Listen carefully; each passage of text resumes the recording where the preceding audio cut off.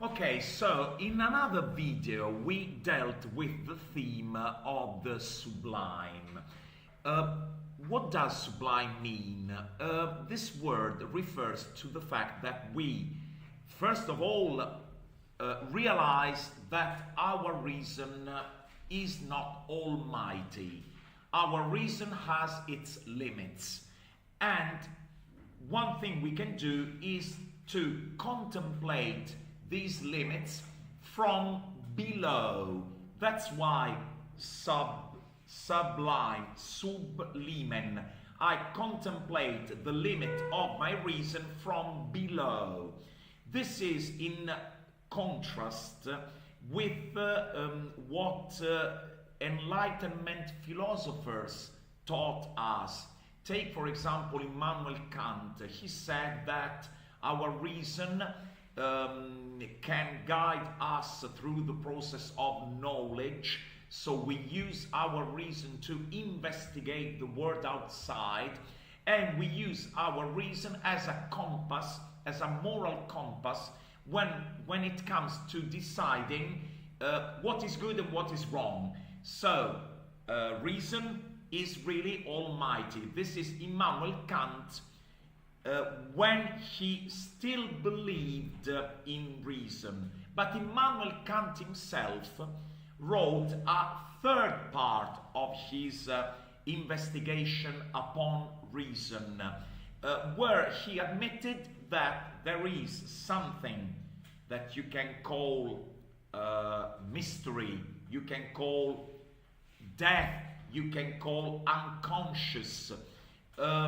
that our reason is unable to understand.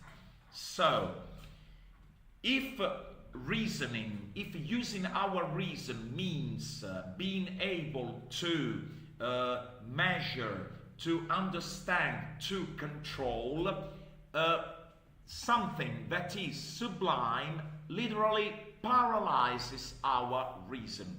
Take, for example, death. And so we finally understand why death was so fascinating for all early romantic poets. Take Ugo Foscolo in Italian literature, take Thomas Gray in English literature.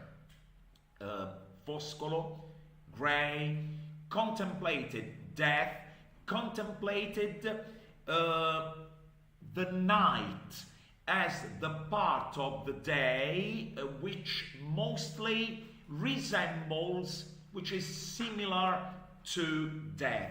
Foscolo says, "O sera, sempre scendi invocata, forse perché sei l'imago della fatal quiete." I love you, I like the evening, I like the night, because most of all it looks like being dead. The only chance I have to experience the peace and quiet, quiete, the peace and quiet in this life is sleeping, is contemplating the night, the beauty, the quiet, the peace of the night. But in a way, death is also sublime, because I cannot understand the mystery of death. And this is why early romantic poets contemplated death. Foscolo dealt with death both in as far as the private sphere is concerned. Think of In Morte del Fratello Giovanni, and as far as the public sphere is concerned, think of Dei Sepolcri. In Morte del Fratello Giovanni, he considers death and the value of tombs, of graves, as fundamental, because when you lose someone dear, someone you love, the only way of keeping some kind of, we may say, contact with this person that is not living anymore is visiting their grave. In dei sepolcri, the public value of graves, because when I contemplate the grave, think of a statue, a monument, or even just a simple grave of an important public person, a politician, a scholar. Think of scholars like Parini or Alfieri, or great scientists as Galileo Galilei. Ugo Foscolo says, contemplating their tombs, we as Italians can finally start feeling proud of being Italians. So a hint of, we may say, national pride can be born from the very graves, tombs, monuments of these great men. What happens in English literature? Thomas Gray can be considered as similar to Ugo Foscolo, because Gray as well, this early romantic English poet, dealt with the importance of tombs, but he pays a visit to a country churchyard where no great men, no great women are buried, but simple men and women who had lived their life, their simple life, their humble life in the country. Do we have to despise, to mock these tombs? Not at all, Thomas Gray says, because in this churchyard, in this cemetery, people are buried who only could not get a proper education. Who knows if among these people are possible, he says, some village Cromwell, some village Hampden, some village Milton, people who might have had the same genius as Cromwell, a great politician, Milton, a great scholar. We will never know.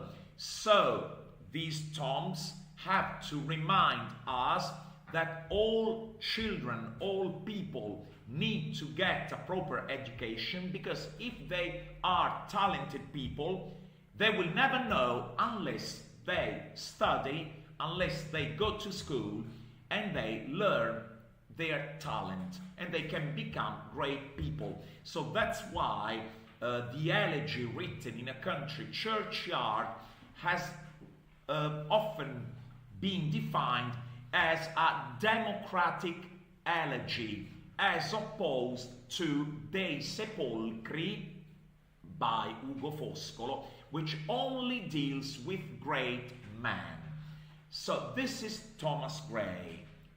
Foscolo and Gray have the theme of death, the theme of the importance of tombs in common, but on one hand, Foscolo deals with the importance of the tomb of a great man. On the other hand, Thomas Gray reminds us that even humble people, simple people who live a simple life, might have some hidden talent.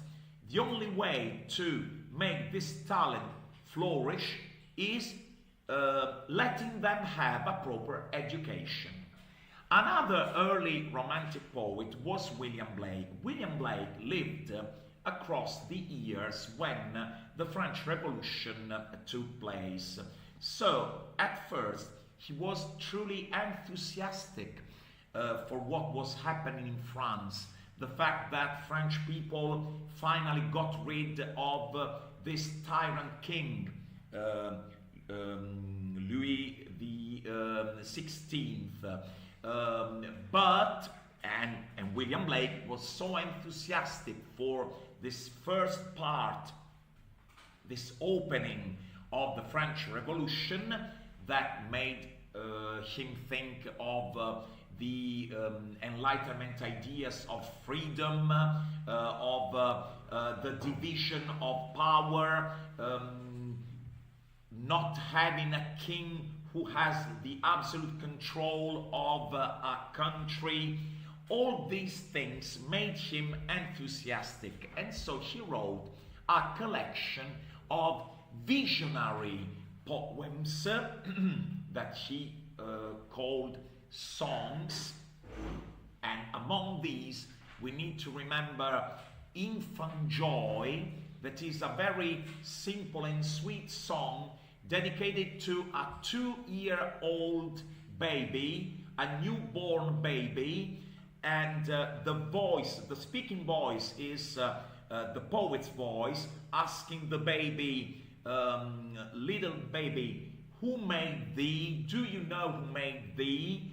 And he answers, obviously he cannot know because he's just 2 day old.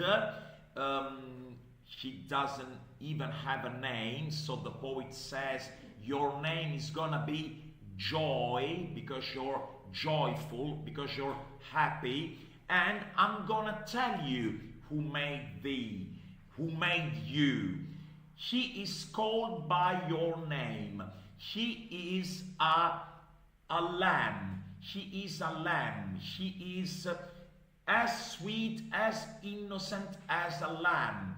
So think of these 2 songs, the Lamb and Infant Joy. Take them together. After the French Revolution got worse with the period of terror, basically 4 years later, starting from 1792, 1793, Robespierre and his crew ruined what had been a nice experience.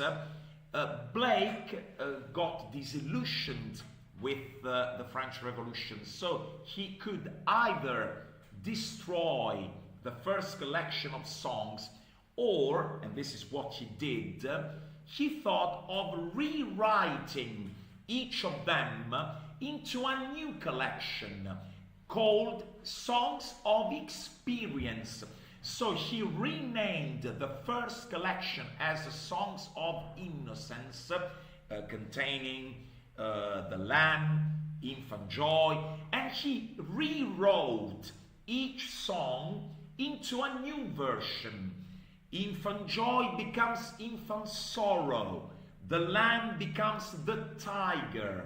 So, on one hand, Infant Joy, this dialogue between the poet and a 2-day-old baby, is about how joyful a newborn baby is.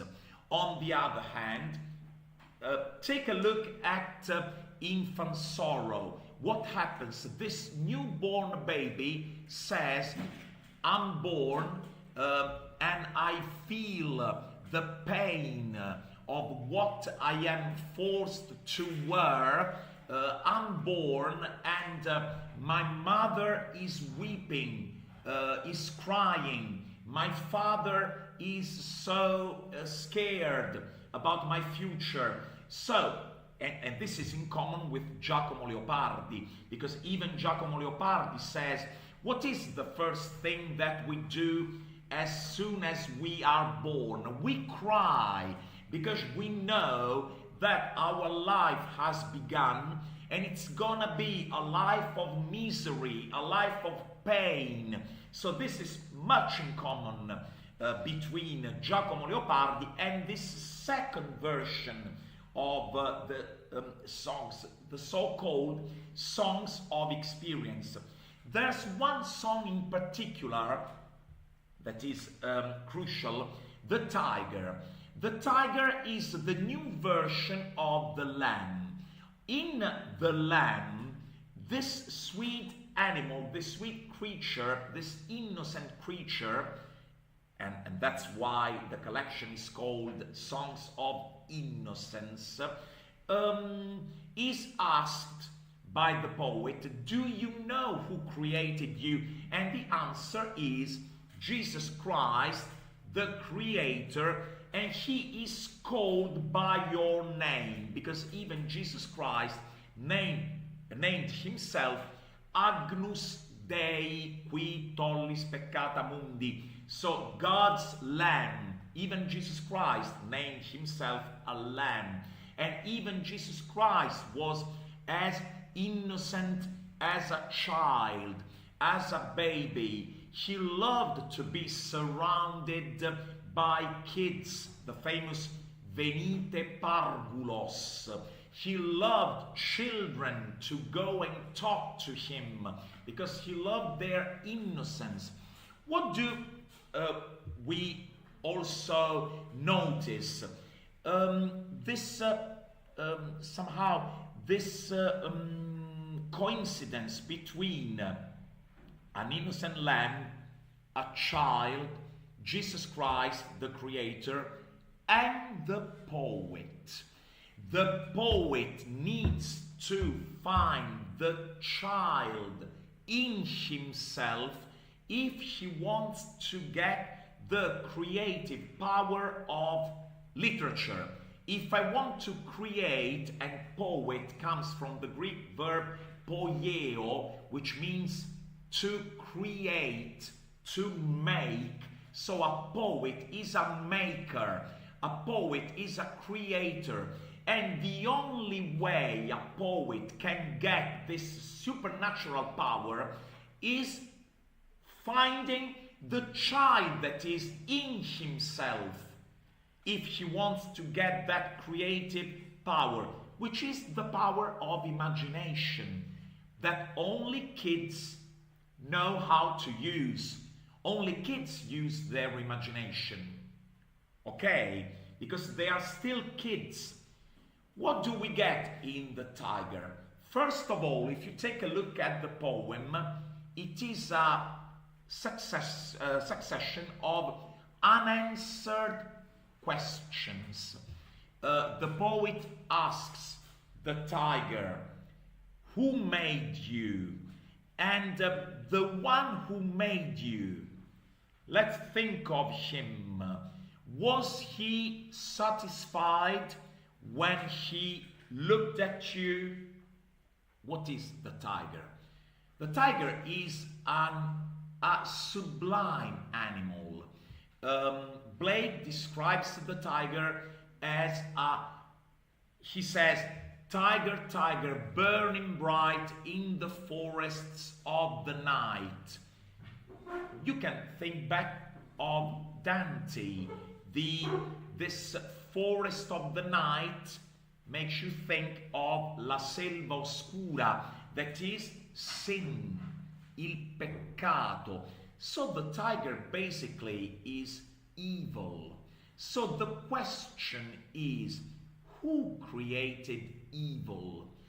Is the one who created the earth, nature, good, the same person who created evil? And was he, we may say, was God satisfied? This is the question, the unanswered question. After creating the tiger that is evil, we don't get an answer. We may answer, God did not create evil because evil is just the absence of good. This is what we may answer. But in the poem, The Tiger, Blake is posing this question. Did the same person create good and evil? And if so, was he satisfied after creating evil? We don't get an answer. Okay, so this is what concerns Thomas Gray and William Blake, the two exponents of early Romanticism. So early Romantic poets, Thomas Gray, William Blake. After that, you expect me to tell you about Romantic poets. Well, in England, something happened that was unique. The Industrial Revolution. Only in England you already get the consequences of the Industrial Revolution at the beginning of the 19th century. Pollution, the fact that many people had left the country and had moved to industrial towns, and so on. So what happens? Only in England you have this so-called first generation of Romantic poets who dealt with the man-nature relationship. This problem can be found only in England, because only in England this relationship was broken, had been broken by the Industrial Revolution. Two poets, William Wordsworth and Samuel Taylor Coleridge, wrote a collection of poems named the Lyrical Ballads, revolving around a central theme. Is the man-nature relationship broken? Is it broken forever? The preface to this collection is important. The preface to the Lyrical Ballads is important because in the preface they answer questions such as, what is a poet? What kind of language does he have to use? What kind of themes does he have to deal with? And so on. So let's answer. Question 1. What is a poet? Here Wordsworth and Coleridge are very clear, are crystal clear. A poet is just a man talking to other men and using a simple language. So poetry has nothing to do with sophistication, with sophisticated language, with the so-called poetic diction. And this is huge because traditional poetry had always been based on the fact that you have to follow some rules. You need to cherry-pick your words every time you write a poem. Words are not chosen randomly. You need to choose the best word, the most sophisticated words, rhyme schemes, and so on. An exact number of syllables. Okay, Wordsworth, Coleridge, and Romantic poets in general thought in another way. They were like, I am a poet, so I am a creator.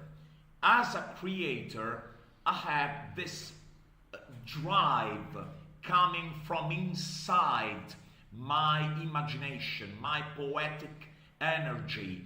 So how can you control, how can you put a limit to the power of my imagination?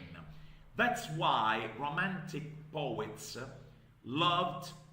did not love those kind of gardens where you have trees that are all exactly the same, all straight.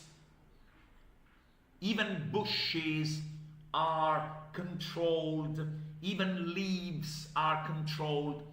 They say, my poetic power has to run, to flow freely. So I need to speak in a natural way, and I need to write in a natural way. And so that's why a poet is a man talking to other men using a simple language and dealing with everyday situations. Nothing weird, nothing strange. Take Wordsworth, take My Heart Leaps Up, this first poem. When does his heart leap up? Every time he sees a rainbow, every time he sees a bunch of flowers, daffodils, take daffodils. She says, I wandered lonely as a cloud, so I thought I was lonely, but I wasn't, because I am a poet, and a poet has to be gay, has to be happy when he is in company, in such a jocund company as the one of nature, because nature is like a friend, is like a spiritual guide, is like a living organism that is in my company, and I am in nature's company. So look at how important the man-nature relationship is. So in My Heart Leaps Up, he says that I get emotional. That's what it means. My heart leaps up. So I get emotional every time I look at a rainbow, every time I look at the beautiful spectacle of nature. And she says, so was it when I was a kid. So is it now that I am a man, and let it be so till I grow old, otherwise let me die. She says, the moment, the very moment when I find out that nature, the spectacle of nature, a rainbow, doesn't make me feel like that, if I don't get emotional anymore, as if I were a child, I'd rather die. It would be better for me to die, because I would be spiritually dead if I don't get emotional anymore in front of nature. Another huge thing in Daffodils is in the last stanza, when he says, first he says, I gazed and gazed, and little thought what wealth that spectacle had brought to me. So, when I am in front of the spectacle of nature, I just enjoy the moment. I don't sit back and make poetry. I just enjoy the moment. Later, Wordsworth says, in tranquility, in the calm, in the bliss of solitude, he says, when I'm alone on my couch, in my lonely home, I think back of those daffodils, and that emotion, he says, the very emotion I felt while I was in front of the daffodils, I can still feel it. And that is the moment when I recollect that emotion, and I can turn it into a poem, not while I'm enjoying the moment. Later, in tranquility, I think back of that moment and I turn it into poetry. This is very important because it has been defined as the emotions recollected in tranquility technique. It is a writing technique. You feel an emotion and you recollect it once you're alone, at home, in tranquility. He says, in a vacant or pensive mood. These are his actual words. Coleridge. Coleridge has a different approach. If you think of the rhyme of the Ancient Mariner, we can summarize it easily. It's told as a flashback. We find this ancient mariner. We will find out that he is actually dead. Better, he is neither living nor dead. She's in this state of life in death. She stops one of three wedding guests, who are three young men, who are going to a church to attend a wedding ceremony. The Ancient Mariner stops one of the three of them, and she says, sit down. She is almost hypnotized by his eyes. The guy can feel it, can feel that he is not an ordinary man. He has something strange. And in fact, she has to sit back and listen to what he has to say. She tells the story of this ancient mariner who had been sailing for decades. On one of his journeys, he was at sea with his crew. They hadn't seen the land for weeks. An albatross appears. The crew are very happy because it looks like a sign of good hope for the future. The ancient mariner has this absurd reaction of killing the albatross, which is crazy. The albatross falls down and his corpse is lying on the ship, the ancient mariner's ship. All at once, the wind stops blowing. The sea becomes calm. The ship is paralyzed. A skeleton ship appears with two characters, death and life in death. They are playing dice. The one who wins will have the mariner. The loser will have the crew. Life and death wins, and wins the life of the mariner, who actually neither dies nor lives. He is in this state of limbo. Death wins the crew, and in fact they all die. So basically the mariner remains alone on the ship. And this moment, this eternal moment of isolation, takes him to finally repent. This is the nice message brought by the rhyme of the Ancient Mariner. The Ancient Mariner had never truly looked at the sea, the sky, and the living creatures living in the sea, in the sky. When he, for the first time, looks at the sea and he sees some water snakes, he gets emotional because he considers for the first time that the sea is populated by such a vast number of creatures, and they are all creatures made by God. So his repentance starts. The wind starts blowing again. The ship moves.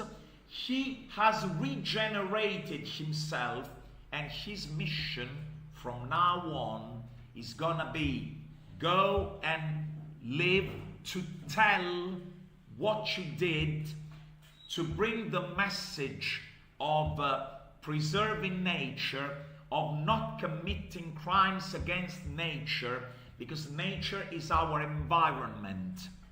So this is what first generation romantic poets are about, and this is something unique in the English language. Why? Because only England had experienced the Industrial Revolution. The second generation of romantic poets, Percy B. Shelley, Lord Byron, and Shelley's wife, second wife, Mary Shelley. She was not a poet. She wrote a novel, Frankenstein, the Modern Prometheus, had one thing in common, and in common with romantic poets coming from other countries. So, what is usually defined as the Sturm und Drang movement in German literature, Italian literature, French literature, corresponds to the second generation of Romantic poets in England. Let's start from the fact that Byron, Shelley, Mary Shelley had an experience in common. They all spent some time in a famous Villa Diodati in Switzerland, and this was a period of time that they decided to spend writing. So basically all of them, even Lord Byron's personal doctor, John Polidori, was there, and all of them, this is quite like what happened in Boccaccio's Decameron. These people spending time writing, telling stories, writing stories.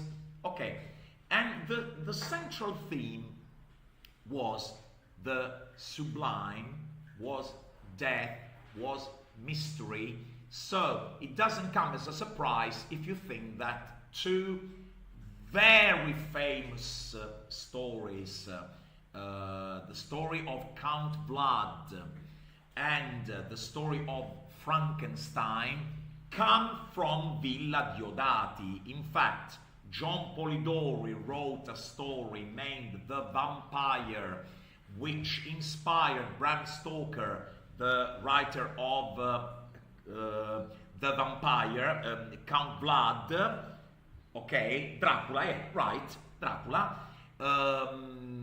and Mary Shelley, after a terrible nightmare, wrote the story of this scientist, Victor Frankenstein, who collected parts of dead bodies, so parts of human corpses, and assembled a new creature which was given life by electricity. Two things. First, that was the time of scientific discoveries such as electricity, magnetism, so people in the world had been fascinated by these new...